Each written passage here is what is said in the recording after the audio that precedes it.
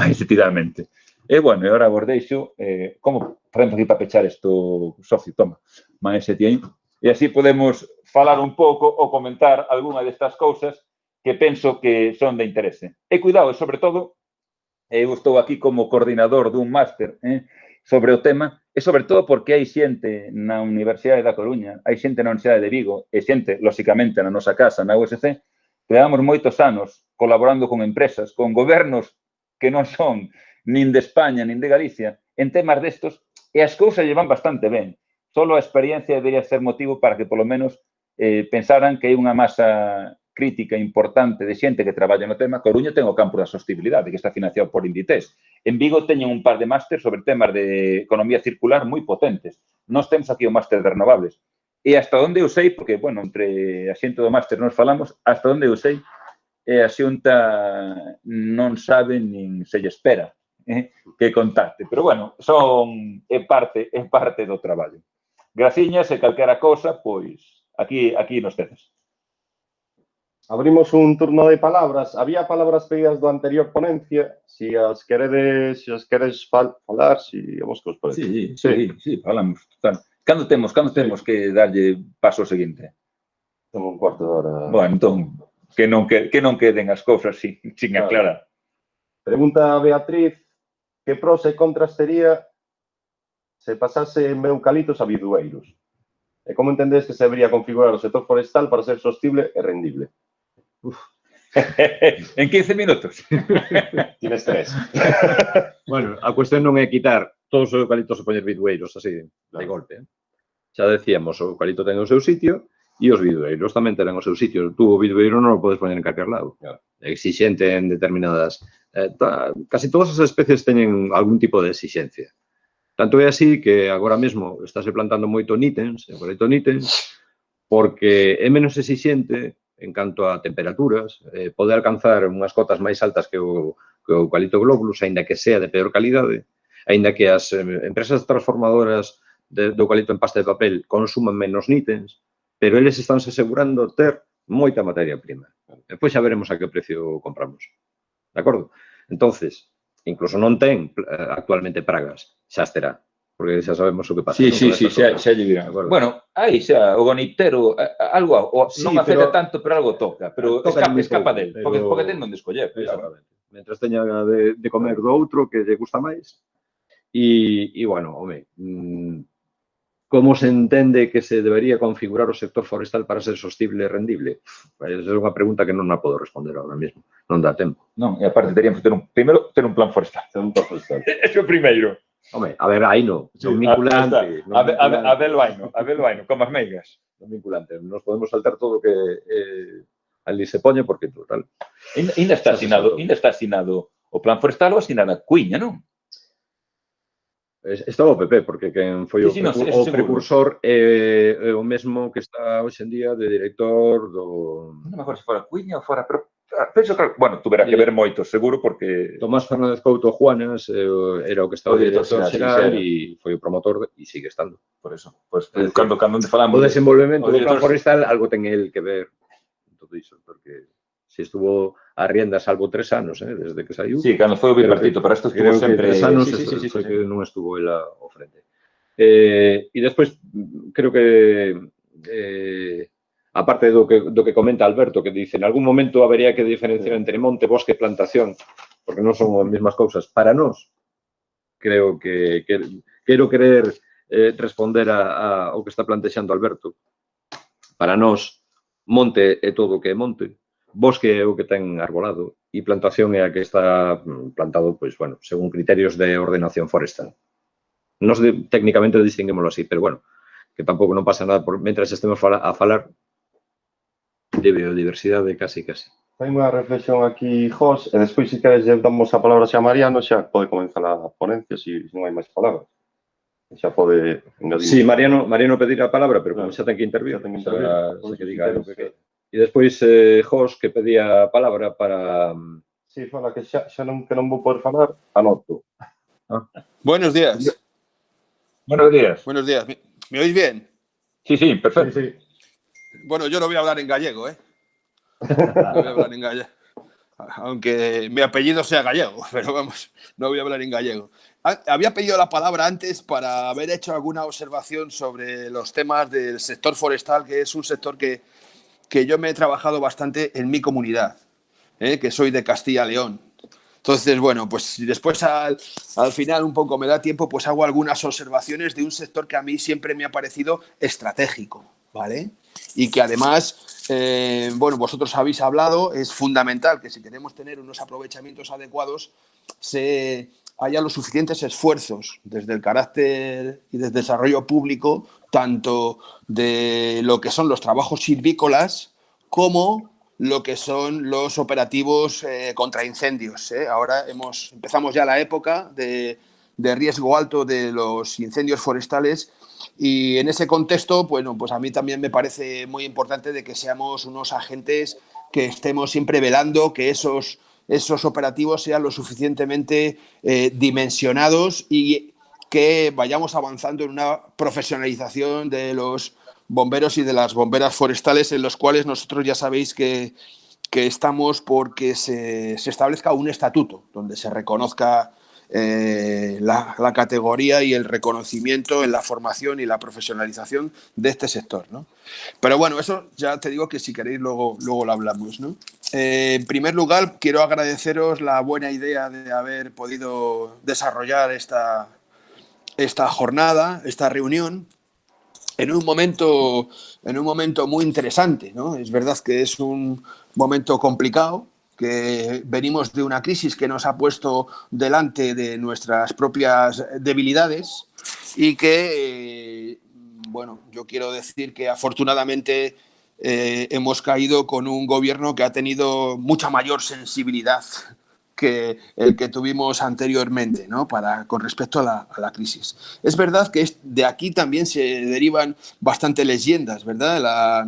La esperanza que tenía la humanidad en la ciencia y la tecnología como un elemento clave, como una barrera que nos iba a proteger y nos iba a dar respuestas de todos los desafíos que nos iban a ir viniendo, pues es evidente que se nos ha desmoronado, ¿no? Nos vemos como un microscópico virus, ¿verdad? Que mutante de un animal, pues ha dado la vuelta al mundo, ha dado la vuelta a nuestra forma de vida en todo el mundo, de una manera absolutamente sencilla, ¿no?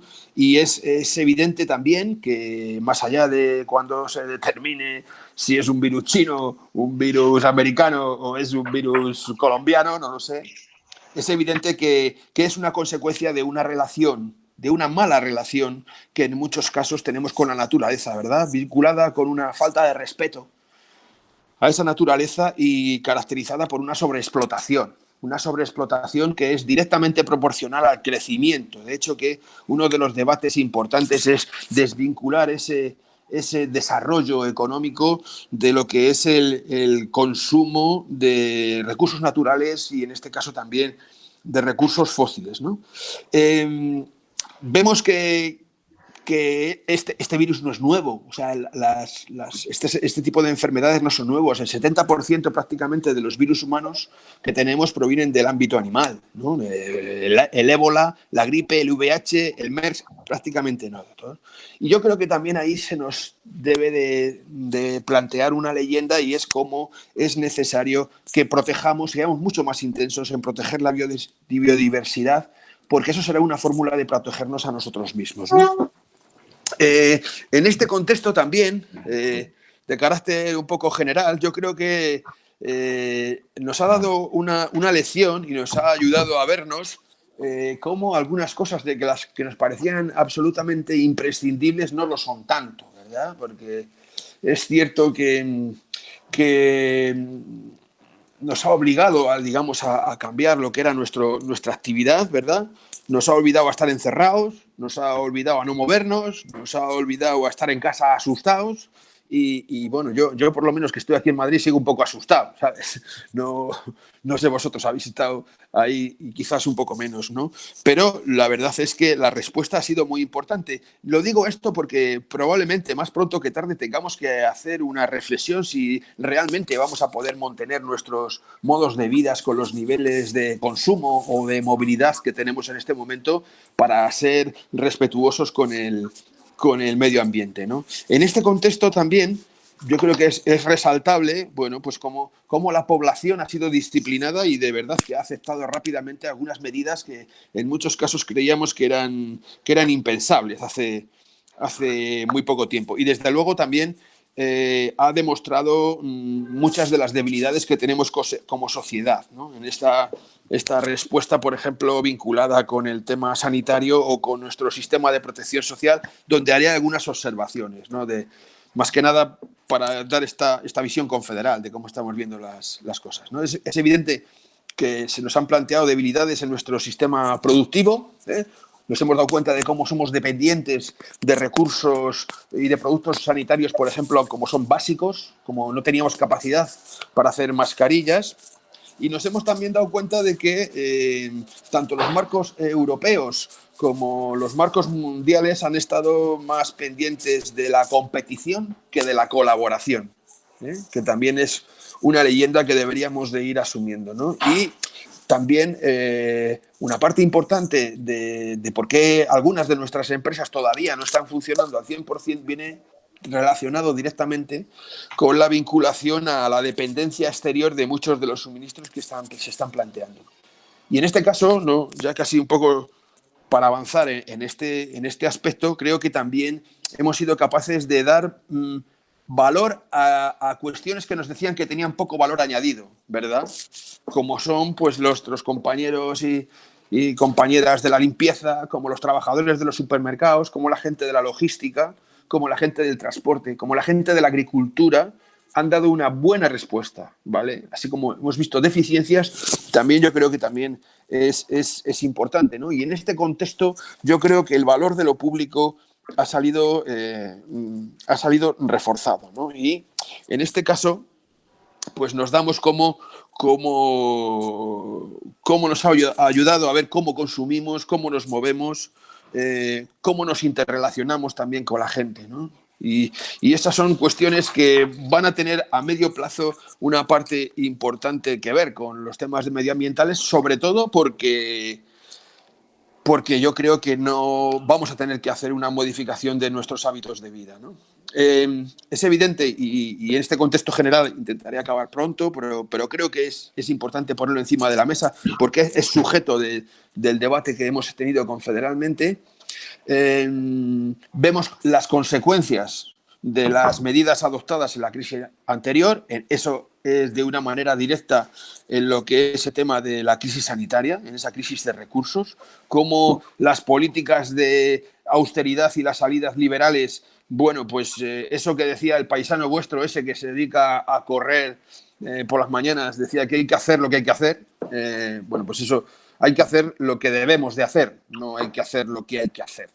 De hecho, que en este momento todavía tenemos unos presupuestos en materia de sanidad que son un 37% más bajos que los que teníamos en el año 2009, ¿no?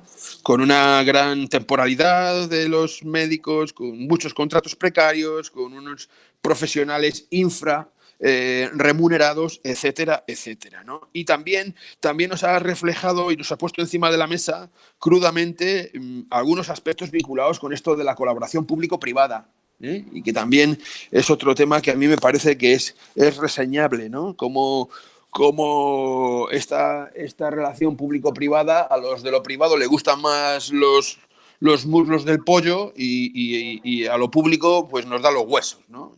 Y entonces, dentro de ese esquema, en esto, sobre todo relacionado con el tema de las residencias privadas, pues hemos visto cómo realmente se han conformado en la auténtica zona cero de esta pandemia y cómo los criterios de rentabilidad, la escasez de recursos, la falta de compromiso público, de falta de control público de esas actividades o incluso las faltas de higiene, pues han sido manifiestas y han conllevado que hayan muerto decenas de miles de ancianos, ¿no?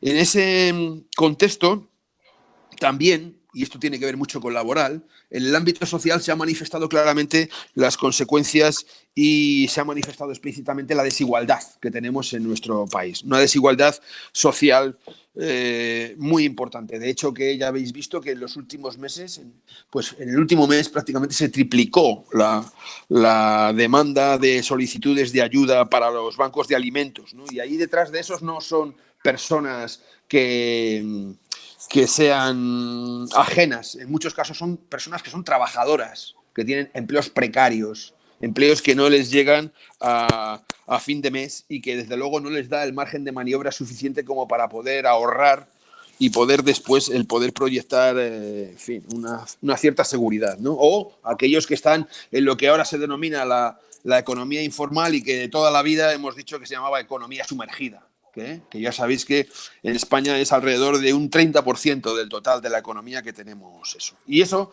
no hubiera sido, o hubiera sido todavía mucho más grave si no hubiera habido una respuesta a través del tema de los ERTES, y de la disminución de los criterios a la hora de poder tener acceso a ayudas y de prestaciones, ¿no?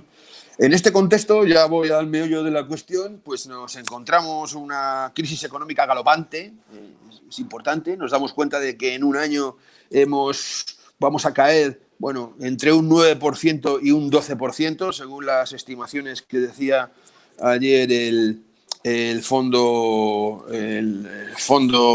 Mundial, ¿no? ¿Cómo se llama? El Fondo Económico Mundial. Tened en cuenta que en la anterior crisis la caída del PIB fue alrededor del 10% y fue a lo largo de unos cuantos años. En este caso es muchísimo más que la caída del PIB de toda la anterior crisis y es el momento de relanzar la economía, ¿no? Hace un momento estaba hablando con Unai, viendo a ver cómo iba todo el tema este del acuerdo de los ERTES, para ver cómo se va a quedar. Ya sabéis que el acuerdo acaba el día 30, o sea, el martes, y es necesario el darle una vuelta a ver cómo quedan de manera definitiva, pero bueno, todavía tenemos más de 1,5 millones de personas que todavía están dentro de procesos vinculados con expedientes de regulación temporal de empleo y tendremos que dar una salida que la verdad nos está resultando complicada fundamentalmente por la actitud de COE, ¿no? Por último, diría que todo esto que hemos estado abordando, toda esta crisis, hemos tenido en medio de una crisis política y crisis ideológica, ¿vale? Una crisis política e ideológica que, bueno, pues yo creo que está en este momento en lo que es el debate de cuáles tienen que ser las recetas para la salida y para la reactivación económica, ¿no? Vemos ahí a un PP abducido por el discurso y las formas de Vox. Por cierto, ya sabéis que hay un proyecto de ley de cambio climático y transición energética que presentó el gobierno hace unos 15 días, que está en trámite parlamentario y donde ayer venían noticias en la prensa donde Vox va a presentar una enmienda a la totalidad, ¿eh? Como todos los partidos de la ultraderecha, contra peor, mejor. Ellos consideran que no es momento de transiciones y lo que hay que hacer ahora es reactivar la economía a cualquier precio, ¿no? También en sintonía, en algún caso, con el concierto de primeras estrellas que hemos tenido durante 15 días y que nos ha facilitado, organizado por COE, donde nos hemos encontrado a todos los CEOs más importantes, las primeras estrellas del empresariado español, que fundamentalmente han venido lanzando dos mensajes, ¿no? El primero es que no se toque nada, que hay que reactivar las cosas con los mismos mimbres que tenemos, cuestión que nosotros estamos absolutamente en contra. Creemos que hay que dar un impulso tanto en el ámbito del medio ambiente, de la transición ecológica, pero también de manera muy importante a los recursos públicos que se tienen y que queremos reforzarles, y los servicios y los recursos de protección de carácter social, porque, como ya os comentaba, el gobierno tiene una debilidad importante de carácter numérico a la hora de sacar las cosas y entonces está siendo objeto de muchísimas presiones, ¿no? Entonces, ¿cómo se va a plantear la salida de esta crisis? ¿Qué papel se va a configurar y qué importancia va a tener todos los temas de la transición ecológica dentro de este contexto. Bueno, yo creo que inicialmente es reseñable que las medidas y los análisis que se están planteando tienen unas diferencias claves como a lo que se planteó en el año 2008-2010. ¿Vale? En 2010 los fondos que venían iban destinados a capitalizar a los bancos, no hubo un intervencionismo del Banco Central Europeo y de los mecanismos financieros de la Unión Europea hasta pasados prácticamente 46 meses, lo cual conllevó que la prima de riesgo estrangulase de manera muy importante lo que es los fondos y del gobierno. Había una exigencia de reducción del gasto público, vinculado eso directamente con lo que se planteaban las políticas de austeridad, que como vemos tienen un reflejo, por ejemplo, en la calidad de la sanidad que tenemos en este momento, o que dio pie también a una mayor privatización de servicios que son esenciales. Pero también tuvimos que abordar medidas estructurales como fue la reducción de los salarios y cómo encajamos después en ese tiempo pues medidas que al final intentaban hacernos competitivos por vía de ser los que más barato trabajábamos, ¿no? Y que todavía estamos pendientes de poder modificar y de poder ordenar, ¿no? En este 2020 los fondos son diferentes. Los fondos que se van a plantear son fondos que van a ir orientados a la reactivación económica y al refuerzo de los servicios públicos, como se plantea de una manera específica. Es decir, no van a ir a los bancos directamente para reforzar su capital. Y hay un debate muy importante en este momento de qué requisitos medioambientales se deben de tener en esos fondos para que vayan en consonancia con la decisión política que tiene ya la propia Comisión Europea de colocar lo que es la transición ecológica y la transición energética en el centro de lo que es un nuevo desarrollo económico, un nuevo escenario de desarrollo, ¿no? Además, tenemos los fondos del New Green Deal, los fondos del New Green Deal, que ya sabéis que son 1 billón de euros en 10 años, unos 100.000 millones de euros anuales, y lo que es evidente es que ese Pacto Verde Europeo recoge de manera fundamental, y se aprobó el 1 de diciembre, me parece, del año 2019, del año pasado, recoge la estrategia de crecimiento para transformar la Unión Europea en una década, porque plantea, este New Green Deal pretende una transformación muy importante en esta década y pretende una economía más sostenible, más innovadora, más competitiva, más eficiente en el uso de los recursos públicos y más respetuosa con los ecosistemas, ¿no? Pero no solamente en Europa, en todo el mundo se están ya colocando en una situación de relanzamiento de la economía, ¿no? Que no podemos perder de vista que está en medio de una emergencia climática, ¿vale? Estamos en una situación de emergencia climática. Esta semana, el Estado, en el Gobierno, aprobó en el mes de noviembre la declaración de España estar en emergencia climática, ¿vale? Esta semana, en Siberia, han hecho 38 grados, ¿vale? Y se están empezando a derretir capas de hielo que llevaban en ese estado miles de años.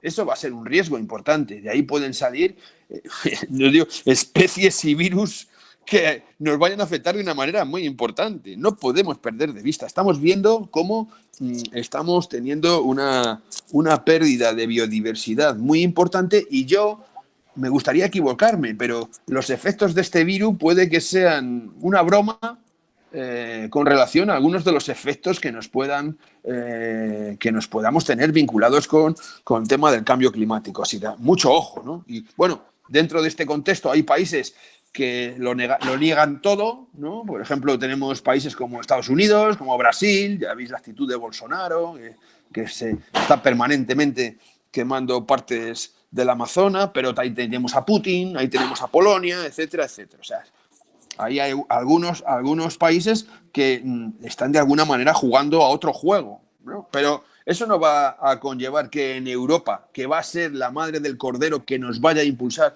en este proceso de relanzamiento de la economía, vayan a cambiar las cosas. Algunos están cayendo también en este problema. O sea, es decir, en este momento hay comunidades autónomas que están gobernadas por el Partido Popular, donde se están reduciendo los requisitos medioambientales a la hora, por ejemplo, del desarrollo de proyectos vinculados con la construcción. Y el gobierno está tratando de dar vueltas a un Real Decreto donde se suavicen algunos condicionamientos vinculados con la gestión del suelo, ¿no? Es decir, está también relacionado con eso, ¿no? Europa ha hecho que la transición ecológica y la lucha contra el cambio climático sea uno de los ejes de desarrollo económico durante la próxima década. Y eso es incuestionable. En diciembre, como ya os he dicho, se aprobó el New Green Deal, y que no es una apuesta exclusivamente medioambiental. O sea, el que crea que esto es Europa y que la señora Ursula von der Leyen, que era la mano derecha de nuestra tristemente conocida Angela Merkel, sea una persona ecologista a 100% y que esto lo haga por el cuidado del medio ambiente, eso yo creo que es un error. Es una apuesta económica, ¿vale? Europa quiere ser el que lidere la transición en el mundo. Y en ese contexto hacen una apuesta muy importante a través del New Green Deal, que el New Green Deal es la hoja de ruta que marca la descarbonización del continente en el marco del año 2050. Y eso después se ve refrendado no solamente en esto que os estoy contando yo de los requisitos de los fondos europeos de recuperación económica, sino también en el plan de inversión sostenible que está vinculado con el New Green Deal o con el Fondo de Transición Justa, que también está vinculado con el New Green Deal y que va a tener también, nos va a facilitar el acceso a un número de fondos importantes. Entonces, en este tiempo se está debatiendo, ya os digo, de países que quieren colocar el New Green Deal en el centro del proceso de recuperación económica vinculado con el COVID-19. Y se hizo un llamamiento hace mes y medio por países como Alemania, Francia, Italia, Dinamarca, Países Bajos, España, Suecia, donde instaban a la Comisión Europea a ponerle que el nuevo modelo económico debería de girar a través de los principios ecológicos. Pero también muchas grandes empresas, lo habréis visto por ahí, han firmado un manifiesto, el Green Recovery se llama, donde también plantean que las grandes multinacionales de Europa son las que lo están impulsando y también quieren colocarse dentro de lo que es el proceso de reestructuración económica basado en los principios de carácter ecológico. Nosotros desde la Confederación Europea de Sindicatos, bueno, no voy a profundizar mucho, pero yo marcaría 3 decisiones que se han aprobado el día 9 de junio, sí, en el Consejo de la Confederación Europea de Sindicatos, ¿no? Que planteaban que hay que aprovechar los estímulos del COVID como palanca para intensificar la lucha contra el cambio climático. El proyecto de normativa europea, de una ley europea de cambio climático que debe de vincular los objetivos climáticos con los objetivos sociales y que los planes europeos de inversión estén bien dotados, tanto el Fondo de Transición Justa como el resto de los fondos que se estén planteando. Después, si queréis, he tenido que salir un momento porque me ha llamado mi jefe cuando estaba interviniendo el segundo ponente. Después, si queréis, profundizamos en qué entendemos eso de la transición justa, porque ahora está en la boca de todos.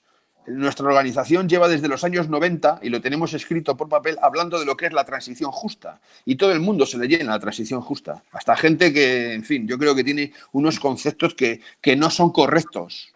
Y yo siempre explico esto. La transición tiene que ver con 4 cosas. Y quiero que queden claras para que, bueno, si me queréis preguntar algo. La primera tiene que ver con que estos procesos de reestructuración no lo tienen que pagar los trabajadores y hay que establecer los paraguas y las medidas sociales suficientes para evitar que sean los trabajadores los que paguen estos procesos de cambio. El segundo tiene que ver con la esperanza y la esperanza tiene que ver con que ya vayamos presentando y preparando y desarrollando propuestas y proyectos para que cuando ocurran esas cosas tengamos ya alternativas que dar, tanto a los sectores como a las comarcas. La tercera tiene que ver con la planificación. Aquí esta palabra es absolutamente clave. Planificación y transición. Son dos palabras claves que tenemos que manejar. Y la planificación tiene que ver fundamentalmente con dos cosas. Uno, que haya las garantías políticas necesarias para que las normativas no se cambien a mitad de partido y nos pase como nos pasó con las energías renovables en el año 2010. ¿Vale? O sea, eso no puede ser. Tiene que haber acuerdo político de que eso no se va a cambiar. Porque además, si no existe eso, no vamos a conseguir fondos privados. O sea, no solamente hacen falta fondos de carácter público, que sí, pero también hace falta fondos privados. Y los fondos privados necesitan una estabilidad jurídica clave para poder hacer eso. Y el último aspecto tiene que ver con el control, ¿vale? Con el control tanto de los fondos que se vayan a destinar para esta causa, como con el control de que los proyectos que se desarrollen sean proyectos que sean acordes con las posibilidades de las zonas a desarrollar y que no cojamos el dinero y cuando ya se nos acabe, digamos, el periodo que nos obliga esa prestación o esos fondos que nos han dado, nos marchemos, ¿no? España en este último tiempo está estableciendo ya y aprobando una serie de medidas legislativas y organizativas muy importantes para tener en cuenta ahora mismo para impulsar el tema de la transición energética y ecológica, ¿no? Ya os he comentado que en el 2019 se aprobó en febrero la estrategia de transición justa que establece un mecanismo clave para esto de la transición energética y ecológica, que son los convenios de transición justa, que ese mecanismo es fundamental. En este momento hay abiertos unos 3 me parece, 3 en Asturias, 3 en Asturias, uno en Castilla y León y otro en Aragón, pero esta semana se nos han presentado otros 8 más. Estos convenios de transición justa son los que van orientados a desarrollo de proyectos sectoriales, industriales y en aquellas zonas que han estado afectadas, en este caso, por el cierre de actividades mineras o por el cierre de centrales térmicas.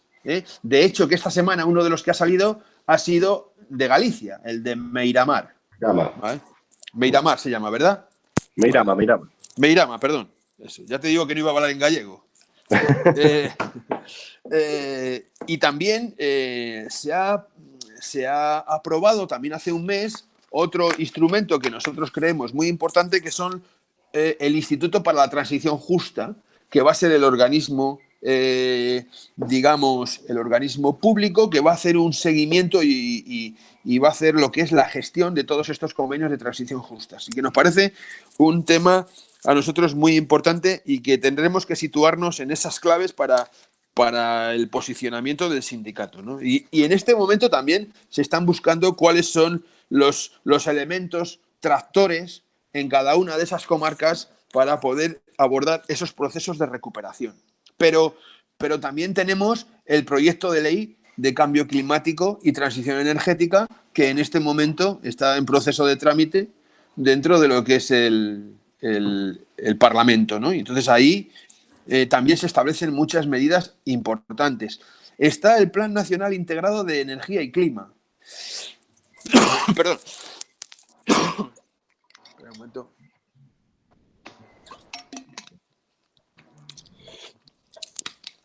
El Plan Nacional Integrado de Energía y Clima, que se ha enviado ya a la Unión Europea, ese plan es el que va a posibilitar el desarrollo a gran escala de las energías renovables.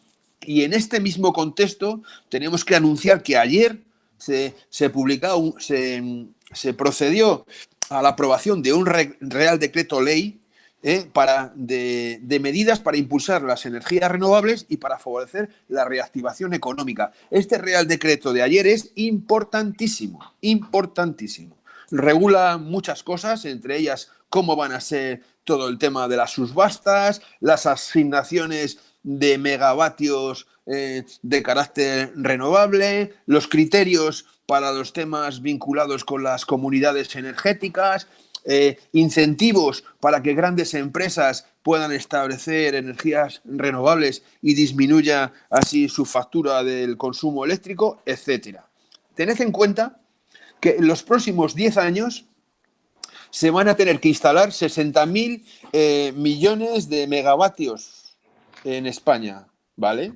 Que son de los que van a ir cayendo vinculados con las energías térmicas y más, porque las energías renovables necesitan mayor implantación. Vosotros, estoy hablando de 60.000 megavatios, tened en cuenta que en este momento en España, con todas las tecnologías, habrá alrededor de 105.000 millones de megavatios instalados en este momento y que la inversión que se calcula para el desarrollo de estos 60.000 megavatios es alrededor de 90.000 millones. 60.000, sí, ¿no? Es alrededor de 90.000 millones de euros. 90.000 millones de euros que esos tienen que dar para desarrollar muchos puestos de trabajo. De hecho, que dentro del propio marco de